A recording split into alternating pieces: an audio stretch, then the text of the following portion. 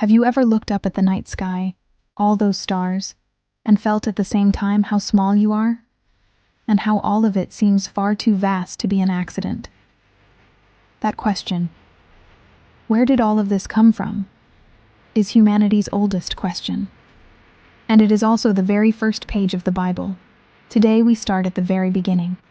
Welcome to day one of our journey. The book of Genesis opens the Bible, and the word Genesis means exactly that. Origin, beginning. The first chapter of the Bible was not written as a scientific report. It was written as a poem, a hymn, a profession of faith. For centuries, people worshipped the sun and moon as gods. But Israel made a revolutionary claim. None of that is God. The sun is only a lamp that God switched on. The sea is only water that God set in its place.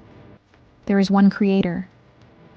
What the text wants to teach us is not how God made things, but who made them, and why. Hold on to that difference. In the beginning, God created the heavens and the earth. The very first sentence says it all.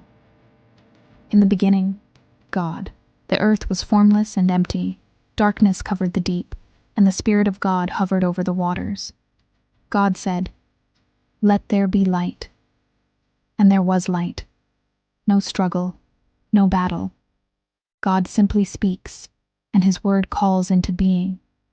On the first day, light, and He separates the light from the darkness.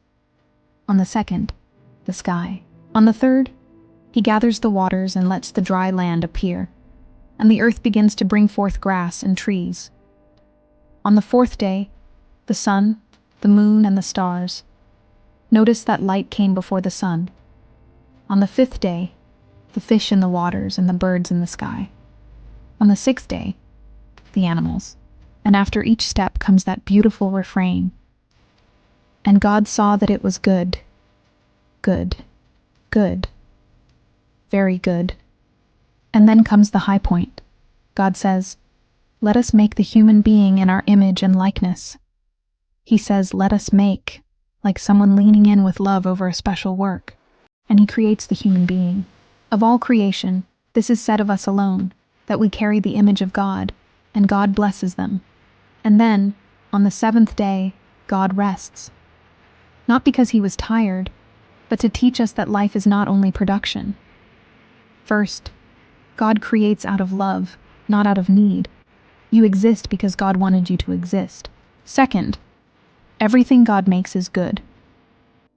In a world that feels chaotic, the Bible begins by declaring reality is good. And third, you are the image of God.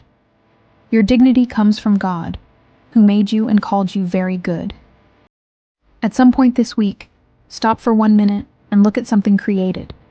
Say quietly, "This is good, and it came from God." Lord, in the beginning, you made the light. Do it again.